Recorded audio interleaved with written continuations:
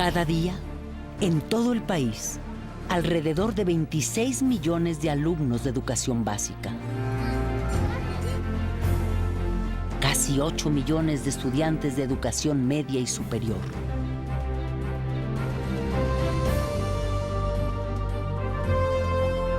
Y 2 millones de maestros de todos los niveles protagonizan la hazaña de la educación pública mexicana.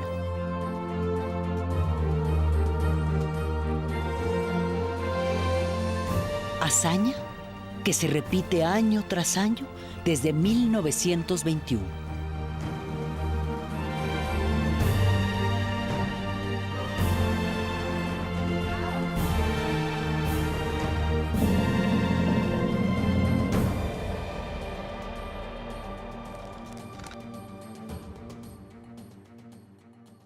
Que pues yo no soy millonario para dejarles su futuro asegurado. Lo único que les puedo dejar es los estudios. Yo quiero que tenga una carrera, que tenga las oportunidades que nosotros no teníamos. Que no vivan pues en la ignorancia como uno. Sus diccionarios, ustedes quiero... El pilar de este esfuerzo a lo largo de los años ha sido el artículo 3º constitucional surgido en 1917. La educación que imparte el Estado debe ser gratuita y laica. 2 principios de ejercicio democrático que han contribuido a la formación de millones de trabajadores, técnicos y profesionistas en todo el país durante décadas.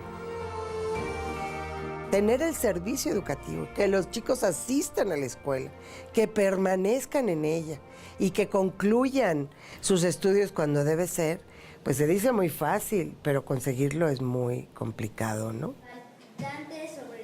En la educación gratuita y laica no se distinguen diferencias sociales, económicas, de raza o religión. Es también sinónimo de respeto a las creencias religiosas que cada individuo, cada familia, tiene derecho a ejercer. Conejo. ¿Cómo puedo dar una clase si mi religión no me lo permite? No podría ir un niño con una religión diferente a una escuela, digamos, católica o cristiana o lo que sea. La escuela atiende a todos y debe ser respetuosa de las creencias y de las no creencias de todos. Porque siento que una cosa es la religión por un lado, eso se lo tiene que dar la familia y la educación junto con los padres en la escuela. Y me gusta la pública por eso. En 70 años, pasamos de la primaria obligatoria a que también lo fuera en la educación preescolar y la secundaria, bajo el concepto de educación básica. México tiene la tasa de cobertura de educación preescolar más importante del planeta. Y eso no lo dicen en los críticos de la educación. Daniel. Recientemente el Congreso de la Unión aprobó que sea obligatoria la educación media superior o bachillerato a partir del año 2013.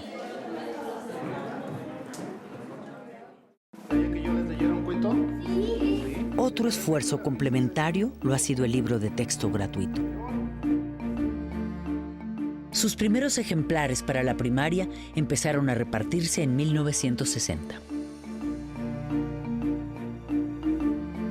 En los primeros años hubo confrontaciones con ciertos grupos porque se pensó que el libro de texto era un elemento de adoctrinamiento. Los libros de texto gratuito fueron atacados por los sectores más conservadores de la Iglesia Católica.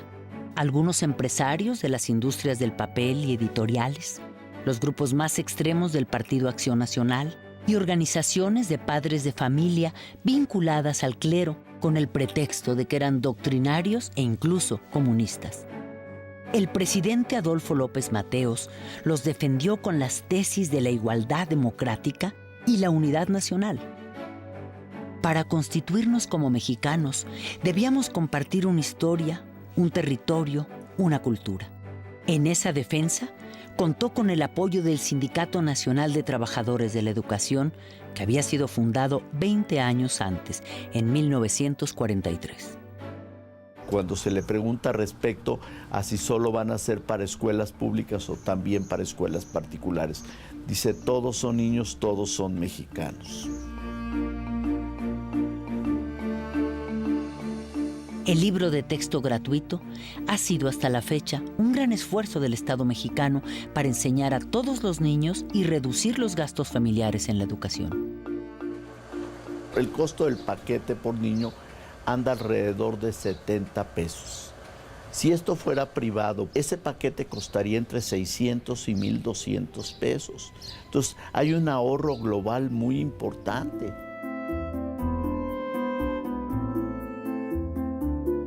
La escuela pública mexicana, la universidad pública, han sido el semillero de quienes han luchado por la transformación de México, entre quienes se encuentran personajes de gran trascendencia, hombres y mujeres como Octavio Paz, Premio Nobel de Literatura, Alfonso García Robles, Premio Nobel de la Paz, Adolfo López Mateos, maestro, presidente de la República.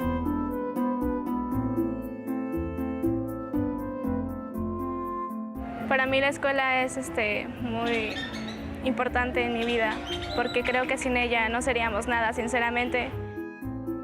En los últimos años, todo ese esfuerzo nacional ha empezado a ser cuestionado por la calidad de la educación que reciben los niños y jóvenes mexicanos.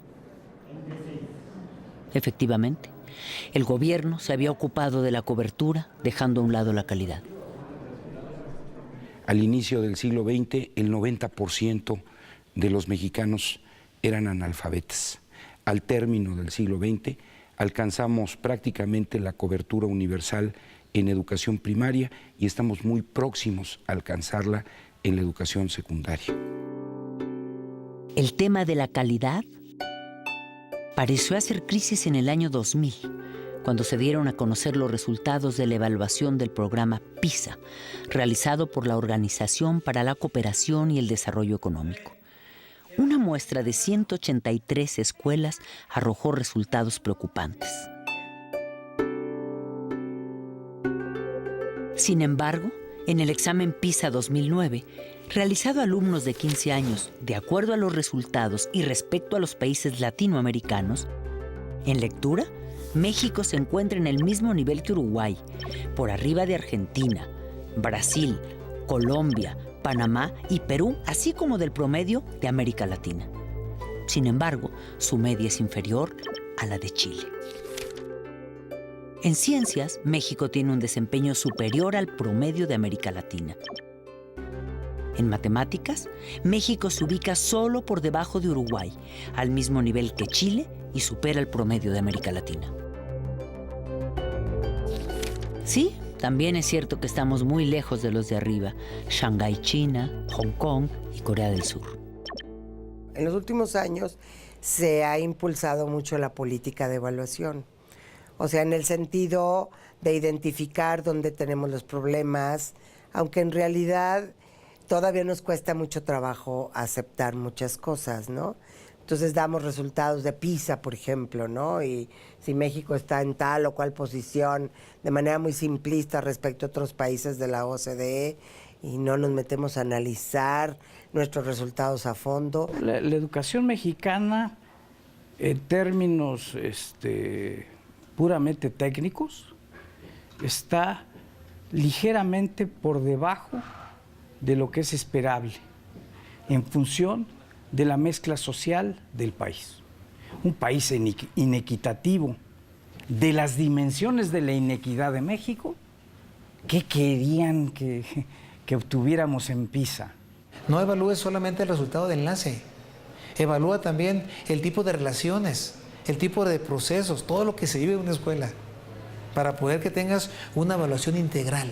La calidad educativa, para ellos es importante la calidad educativa, pero ellos no se dan cuenta de todos los problemas y carencias que hay dentro de un salón de clases, ¿no? Desde el alumno que a lo mejor su mamá no tiene para traerlo a la escuela, desde el alumno que viene arrastrando con las problemáticas de los papás y que llegan a la escuela llorando y maestra me pasó esto. Entonces, ¿cómo voy a pedirle yo al niño que aprenda de la misma manera que un niño que tiene a sus papás con ellos, que no tiene carencias? Más 14. Hay mucho trabajo detrás de cada cantidad. Entonces me gustaría más que centrar a esas escuelas y ver que a veces un 6 en un alumno implica un reto muy grande. Y para los de fuera decir un 6 dices panzazo. Pero desde dentro ese 6 es más que un 10. 11. ¿Ves el resultado?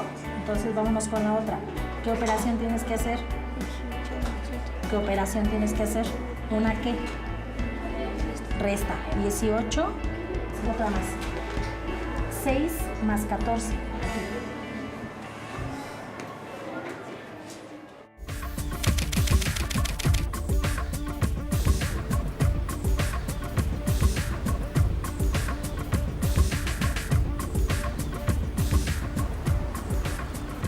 Somos la economía número 14 entre las 20 más grandes del mundo, pero tenemos 52 millones de pobres. Una pobreza que ha ido en aumento. Tenemos todavía una sociedad muy desigual, condiciones de pobreza en más de 50 millones de mexicanos, y esta pobreza alcanza desde luego también a muchas regiones, a nuestros niños y a nuestros jóvenes que se están preparando. La educación mexicana es fiel reflejo de la conformación social y económica del país.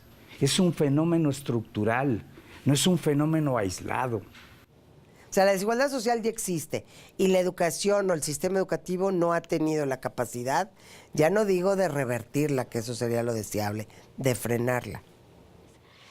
Las niñas que vienen así con la pancita vacía, por eso fue de que nuestro director y nuestro subdirector se empeñaron en pedir un desayunador al municipio porque nuestros niños se desmayaban en los honores.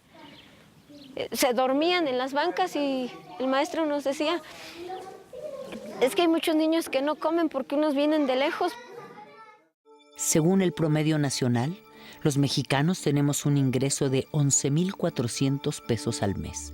Esta cifra esconde la enorme desigualdad que hay entre el 10% más pobre, que gana apenas 2,040 pesos, y el 10% más alto, que obtiene ingresos de 44,000 pesos mensuales o más, mucho más. El 70% de la población tiene apenas el 30% del ingreso que se produce en el país, mientras que el restante 30% tiene con enormes saltos el 70% de ese ingreso.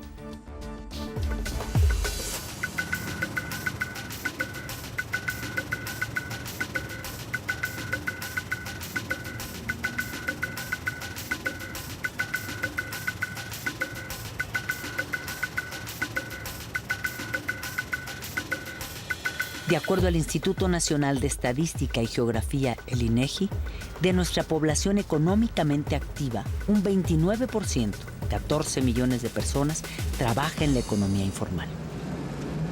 No, de hecho ya terminé la preparatoria. Yo siento que no tuve beneficio alguno, porque pues sigo aquí todavía. Yo pensaba que a lo mejor era más fácil conseguir algún trabajo, pero no hay nada. He buscado a ver de qué encuentro.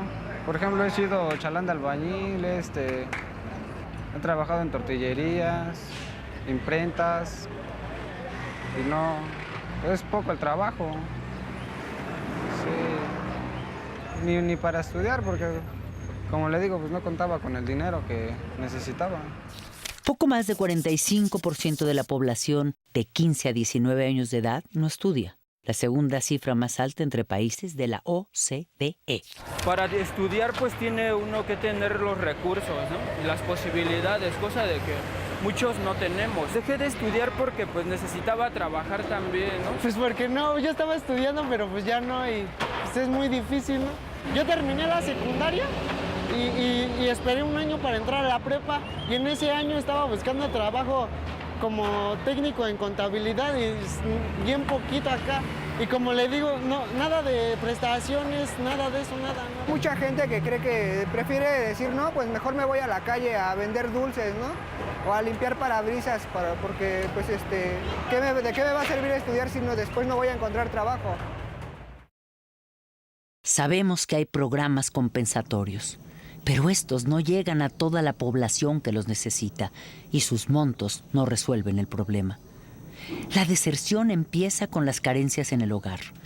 Muchas familias necesitan que sus hijos se pongan a trabajar lo antes posible, como sea. Primero está la sobrevivencia.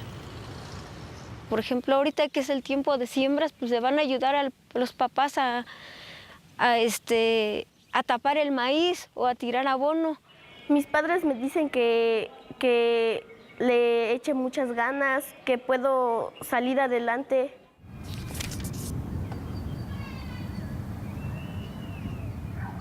Debido a que México destina casi la cuarta parte de su gasto público a la educación, hay quienes consideran que hay recursos suficientes. Pero tan solo en los últimos 6 años, la economía mexicana ha crecido apenas al 2% anual. Ha aumentado la cobertura en educación media superior y en educación superior. Por ello, en términos reales, el presupuesto educativo no ha crecido para hacer frente a las necesidades que el esfuerzo de calidad requiere.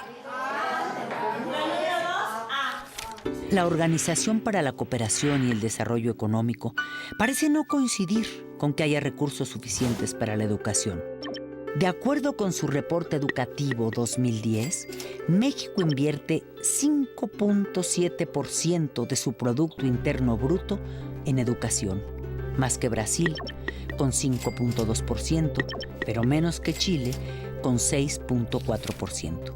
El gasto por cada estudiante en educación primaria es de poco más de 27,000 pesos al año, pero el promedio de gasto de los países miembros de la OCDE es 3 veces mayor.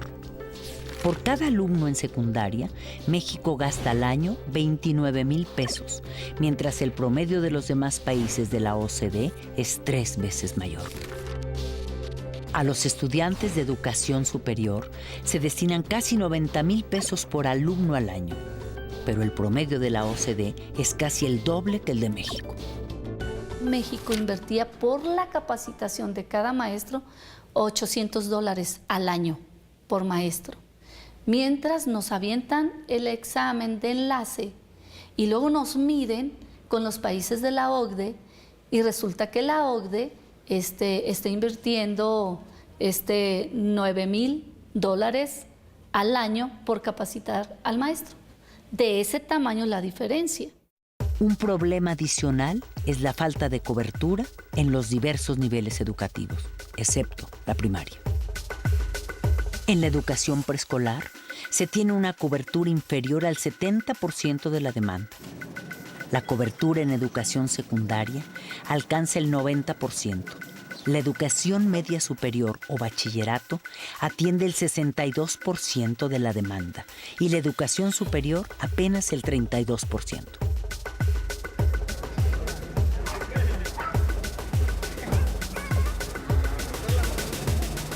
Las opciones se las dan a otros y no entran casi todos. La opción que quieres, la primera, casi muchos no se quedan. Yo quería diseño automotriz, con algo así de carros y todo eso, pero no. Pues es que no, los gastos eran muchos.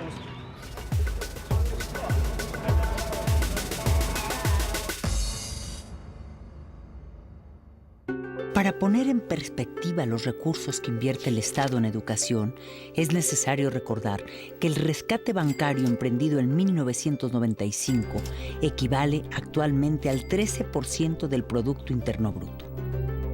Su monto asciende a 1.7 millones de pesos, cantidad equivalente a lo que, de acuerdo al presupuesto de 2011, el gobierno federal destinaría a los programas de combate a la pobreza en los próximos 60 años.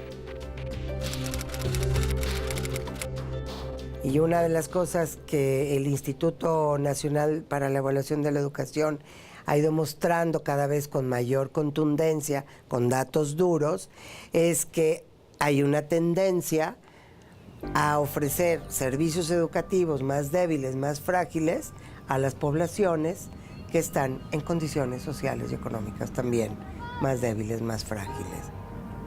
Aún así, en todos los espacios escolares hay maestros que se esfuerzan por enseñar lo que pueden y cómo pueden, a veces en contra de muchas adversidades. La mayoría de los que trabajamos aquí somos, podríamos decir que iniciadores.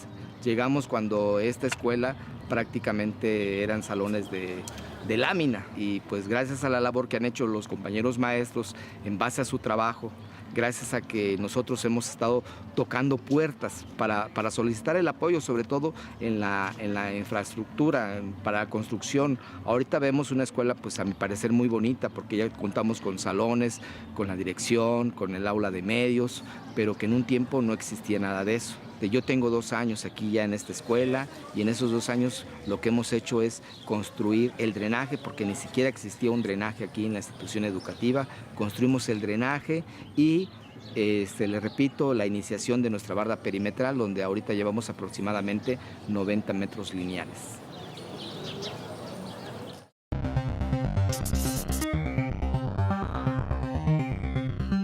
Para elevar la calidad de la educación en el mundo globalizado, es imprescindible el uso de las tecnologías de la información, en particular Internet. Sin embargo, el Centro de Investigación y Estudios Avanzados del Instituto Politécnico Nacional dio a conocer que en México al menos 20 millones de hogares no tienen computadora ni acceso a Internet. De acuerdo al estudio, hasta el 2010 había 32.8 millones de usuarios de Internet en el país. Sin embargo, solo el 35% se conecta diariamente. Tomen nota de eso, chavos. A pesar de las carencias, en años recientes, los críticos de la educación han dirigido sus cuestionamientos a los maestros del Sindicato Nacional de Trabajadores de la Educación, como si ellos fueran los mayores responsables de la deficiente calidad educativa. Hay muchos niños irrespetuosos, que ya no respetan al maestro, que para ellos el maestro es un cero a la izquierda, pero también depende mucho de los papás, porque el mismo papá te dice, es que no le hagas caso a tu maestra que está loca, es que a mí me ha tocado escuchar, no es en mi grupo, pero fuera de, cuando te toca la guardia en la puerta, el que entra un niño y la mamá le dice, si te dice algo, la vieja loca, no le hagas caso. O sea, eso no es posible que los papás le enseñen eso a los hijos. No es tanto perder la dignidad, pero sí somos mal vistos por la sociedad, porque entendiendo que si hay un problema, el problema se lo quieren achacar a la escuela, y quienes están en la escuela pues son los profesores. Es decir, si hay bullying, en la escuela. Si hay obesidad, en la escuela. Si hay una emergencia sanitaria, en la escuela. Todo quieren sacarlo de la escuela. Cuando les conviene somos salvadores de la patria, y cuando no somos lo peor de la patria. Aproximadamente el 90% del presupuesto gubernamental anual de educación corresponde a sueldos y salarios, pero no todo ese dinero es solo para maestros. En este porcentaje se incluyen también los salarios de todos los niveles de la burocracia de una gran cantidad de dependencias de la Secretaría de Educación Pública. Es una labor muy noble, ¿sí? Trabajamos con recursos humanos, trabajamos con corazones, trabajamos con niños y jóvenes, que finalmente son el futuro de una sociedad. Y desde mi punto de vista, no creo que el salario de un maestro corresponda a lo que realmente el maestro está desempeñando en su aula. Le puedes pagar al maestro por horas de trabajo, pero no me parece que le estés pagando, o le estén pagando, o nos estén pagando por el nivel de responsabilidad en el aula, ¿no?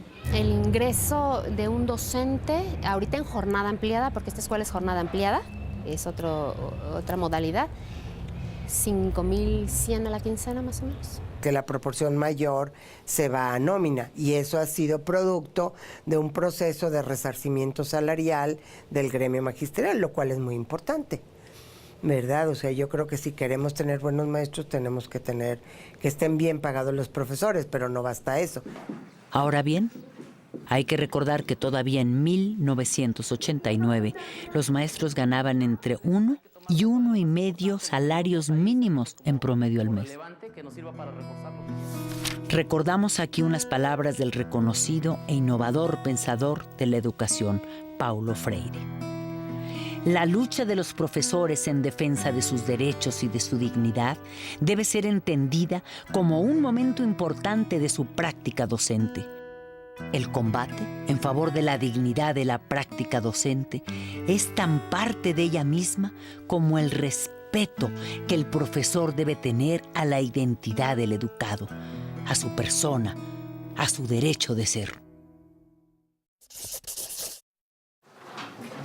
Todos estaremos siempre de acuerdo en la necesidad de mejorar la calidad de la educación, pero esta pretendida calidad tiene muchos componentes que rebasan al aula en nuestra compleja realidad nacional. ¿Sí es lo mismo? Calidad es muy distinta lo que representa para un padre de familia, por ponerte un ejemplo, cuyo hijo va a una escuela rural en Huachochi, Chihuahua, que lo que es la calidad de la educación para un padre cuyo hijo va a una escuela privada en la Colonia del Valle. Lo que esperan ambos es totalmente distinto. Desde 1991, el CENTE propuso programas prioritarios de mejoramiento de la calidad, como la lectura y la escritura, matemáticas, computación, razonamiento básico en ciencias naturales y la cultura cívica. Programa Nacional para la Actualización y Profesionalización de los Maestros. Poner en marcha los mecanismos de carrera magisterial. Involucrar en mayor grado a los padres en la tarea educativa. A partir de 1994, el CENTE ha propuesto e insistido también en los siguientes temas. Definir los valores, objetivos y fines del sistema educativo nacional y los medios para su realización. Dar prioridad a las políticas que garanticen la cobertura universal de la educación básica con equidad y calidad. Que los medios de comunicación masiva asuman su responsabilidad con la educación nacional. Fortalecer los recursos y la capacidad profesional de las escuelas. Canalizar, estimular y regular la participación social. Incrementar el presupuesto educativo en términos reales, de manera sostenida, y generar una política de Estado en educación de largo plazo. Y la creación de un organismo autónomo de la SEP y el CENTE para evaluar a maestros y alumnos. Son propositivas, digamos. Hay una propuesta del sindicato para atender a la educación que está asesorado por intelectuales, académicos de todo el mundo, de muchas partes del mundo, de muy alto nivel.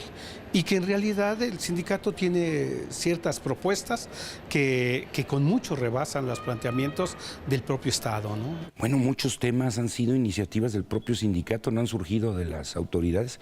El tema, por ejemplo, de participación social en la educación fue una iniciativa directa del Sindicato Nacional de Trabajadores de la Educación.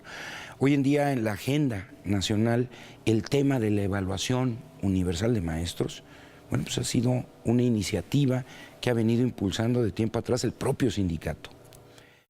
La prueba de enlace finalmente fue una visión muy clara de la dirigencia del CENTE.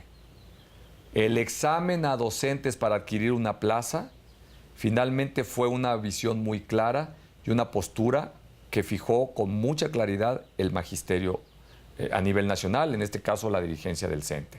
En la actualidad, pues ahora ya estamos con la situación del examen de oposición, ¿no?, para la asignación de plazas. Son los nuevos mecanismos que tenemos en la actualidad para la asignación de plazas, ¿no? Hay que concursar por ellas y hay que ganárselas, ¿no? Yo de verdad no conozco un maestro que haya comprado su plaza. Si es así, yo a lo mejor hubiera hecho lo mismo, ¿no? Porque fue 1 año y medio en que tenía que hacer trabajitos de pintura, rótulos, y digo, batallé bastante para entrar a trabajar.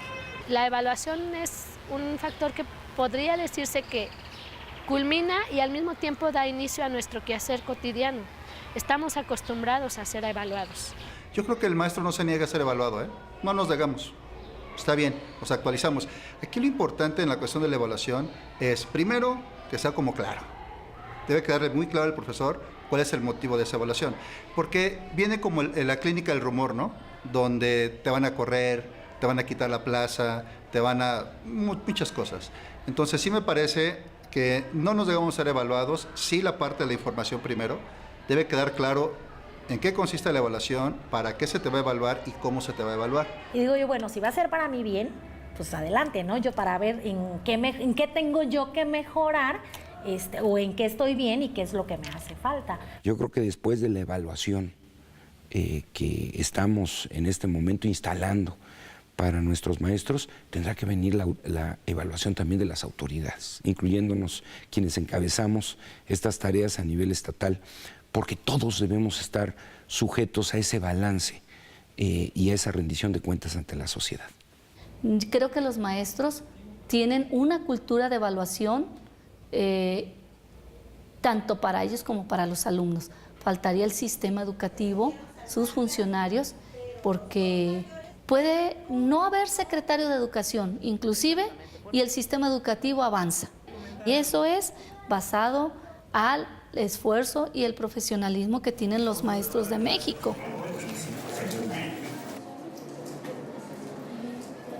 En 2002, los diputados emanados de las filas del CENTE impulsaron la ley para que el gobierno federal y los estados garanticen una inversión del 8% del Producto Interno Bruto en educación, incluyendo un 1% para investigación científica y tecnológica.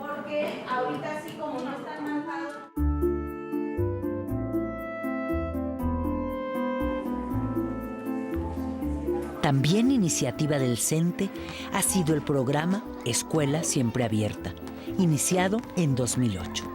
El CENTE planteó la necesidad de que las escuelas públicas se abran a la comunidad, amplíen sus horarios de atención y promuevan la participación de los padres de familia para contribuir con el desarrollo integral.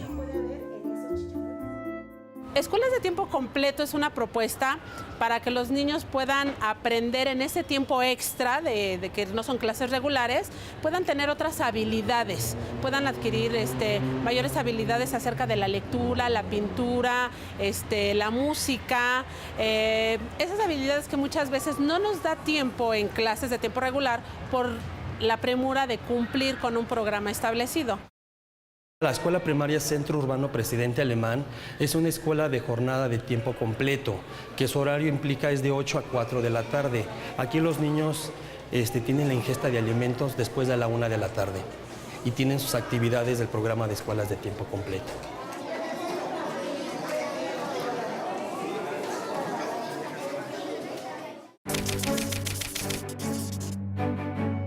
Los esfuerzos por la calidad empiezan a rendir frutos. Sin duda, un logro importante es el programa Escuelas de Calidad, en el que tienen una responsabilidad directa maestros, directivos de las escuelas y padres de familia. Desde el programa Escuela de Calidad es la mejora de la escuela, ¿no?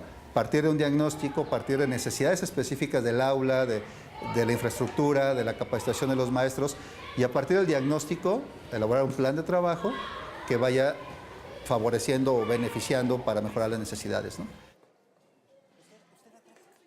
El primer resultado que yo pudiera decir es que la escuela planifica. Ese es un gran cambio. El hecho de que la escuela planifique, estar consciente de dónde está y visualizar cómo quiere estar a 5 años, es un gran avance. Si el centro lo traslada a la escuela, donde están los alumnos, que son nuestros principales usuarios, destinatarios, donde están los profesores, los principales actores del proceso educativo y los directores que lideran que ese proceso educativo suceda. Para participar en este programa, los directivos, maestros y padres de familia diseñan su programa estratégico de trabajo y lo proponen a la SEP, quien lo autoriza para darles recursos adicionales. Esto hace que nos esforcemos un poquito más precisamente para lograr ese objetivo que tenemos en preparar mejor a los jóvenes, desde los pequeños hasta los jóvenes. El resultado del plan de trabajo escolar es evaluado cada año por la SEP. Hasta ahora, son una minoría las escuelas que participan en el programa, poco más de 45,000, pero van en aumento. Sin embargo, de nueva cuenta, algunos sectores empresariales y sociales han emprendido un ataque sistemático contra los maestros, intentando hacer que la sociedad los considere los culpables de la calidad educativa que se tiene. El interés por buscar la forma de privatizar la educación como una forma de llevar la educación al mercado, que es la tendencia en un régimen que está guiado por el libre mercado y el neoliberalismo, ¿no? Buscar que aquello que es función del Estado sea función del mercado y obtener la ganancia que corresponde, ¿no? Pero ahí no necesariamente estamos hablando de calidad de educación. Si la educación pública se subrogara, representaría tan solo en la educación primaria un monto de 700,000 millones de pesos anuales. Como es actualmente, directamente la Secretaría de Educación Pública, ese presupuesto se distribuye entre los docentes del Estado. Si eso se cambia el modelo y se hacen escuelas subvencionadas, ese mismo presupuesto va a pasar a los dueños de las escuelas y van a ser los mismos maestros, porque no tenemos otros. Y van a ser los mismos directores, porque no tenemos otros. Y van a ser las mismas escuelas, porque no tenemos otras. Lo que pasa es que van a administrar otros. Y esos son los que van a recibir la ganancia de este modelo. Hasta ahora, a pesar de todos los estímulos que recibe, la educación privada solo atiende a poco más de 12.9% de la demanda educativa a todos los niveles.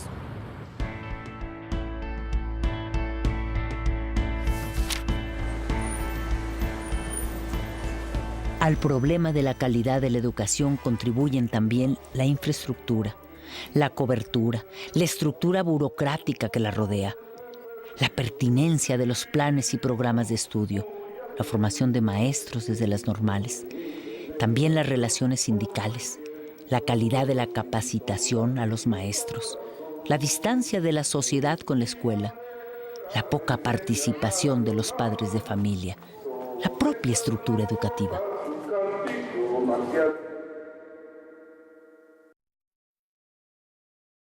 Tenemos que recuperar el respeto por la escuela.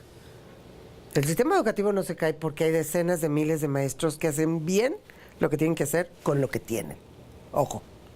Hoy en día, el maestro es pisoteado por todos. Padres, autoridades, entre nosotros mismos. Hemos perdido, los niños obviamente, ahora los docentes, creo yo, están considerados como nanas de los niños, o es como los padres quieren verlos. Nos están dejando la responsabilidad a nosotros de la educación de los niños, y la educación se da en casa. Aquí vienen a aprender conocimientos y otro tipo de cosas. Sin duda, hay un amplio interés por la calidad de la educación y un debate permanente al respecto.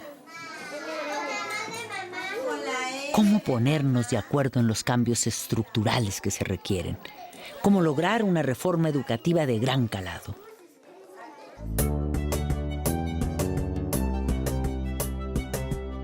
Para fortalecer la participación social en la educación, el CENTE ha realizado desde 1994 los Congresos Nacionales de Educación y los encuentros de padres de familia y maestros. En ellos han participado especialistas y personalidades de muy diversas disciplinas para hablar sobre el valor y el futuro de la educación. Hay dos enemigos fundamentales de la democracia en todas partes, y ustedes lo saben igual que yo. Son la miseria y la ignorancia. Lucha por la democracia todo el que combate la miseria y todo el que combate la ignorancia. Y en todos aquellos regímenes políticos en que se acepta como inevitable la miseria y se acepta como inevitable la ignorancia, en realidad no hay verdadero espíritu democrático. La educación gratuita, laica y de calidad que está obligado a ofrecer el Estado es todavía la única opción, la única esperanza de la mayoría de los mexicanos, algo que no se nos puede olvidar.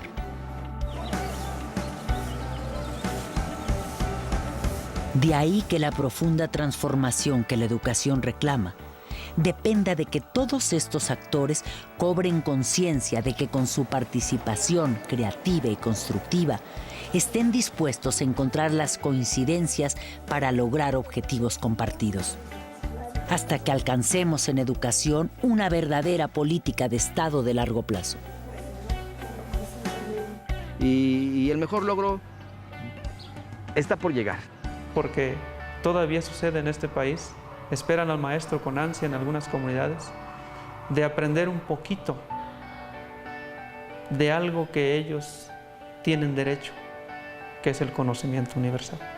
El único servicio que puede llegar a todas las comunidades por parte del gobierno es la educación.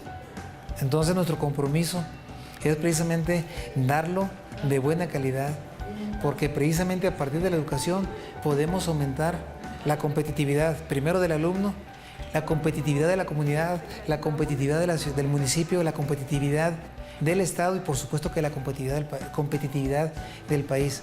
Cuando la señora de enfrente de esta institución educativa me dice, ya mis 2 hijos están en el poli, y que esos alumnos son egresados de esta institución educativa, donde pues, las condiciones al parecer no es para llegar a tanto, pues la verdad es que yo vengo luego y lo comparto con mis maestros. Es una motivación para mí y para ellos el transmitirles eso de los logros, porque son los árboles que nosotros poco a poco estamos sembrando, ¿sí?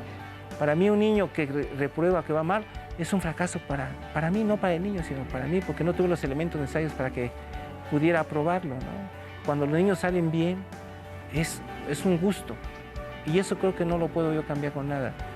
Pues a mí me encantaría que todos pudiéramos, no sé, mandar a nuestros hijos a la escuela y terminaran 6º grado de primaria y secundaria y preparatoria, pero todos que pudiéramos hacer esto y no decir, hay niños que tal vez van a quedar en primaria y otros en secundaria y otros en preparatoria.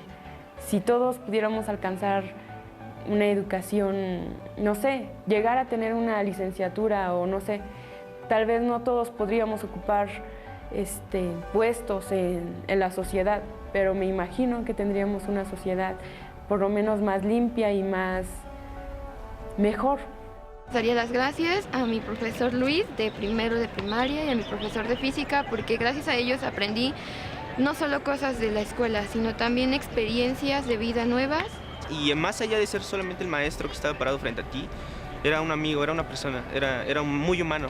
Yo me siento feliz de haber estado aquí en la escuela pública y pues sí, siento que esto me impulsó a llegar a la UNAM, porque bueno, de cierta forma aprendes muchas cosas, no son tanto los conocimientos, sino cuestiones de otros aspectos, no éticos, cuestiones de vida. Yo creo que sí tengo mucho que agradecerles y finalmente el fruto de todo eso es que estoy aquí en la universidad, en Ciudad Universitaria y en la UNAM, ¿no?